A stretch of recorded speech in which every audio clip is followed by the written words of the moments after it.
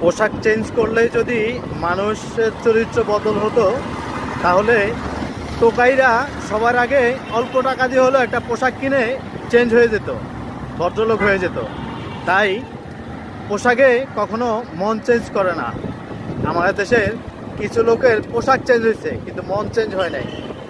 হাদি হত্যার বিচার চাওয়াতে আজকে অনেকেরই মারধর এবং গুলির শিকার হইতে হচ্ছে। সেটা কেন? আমাদের এই নিরীহ বাংলাদেশে নিরীহ আমরা কখনো বিচার চাইতে পারবো না, তাতে আমরা অপরাধী হয়ে যাব। দেখেন, হাদি হত্যার বিচার চাওয়ার কারণে যদি কিছু পোশাকধারী লোক এভাবে গুলি ছুটতে পারে, মারধর করতে পারে, তাদের পোশাক চেঞ্জ করে কি বা লাভ হবে?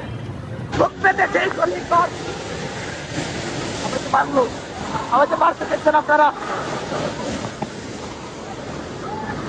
ভাই ভাই একটু ধরেন, ভাই ভাই একটু ধরেন, ভাই ভাই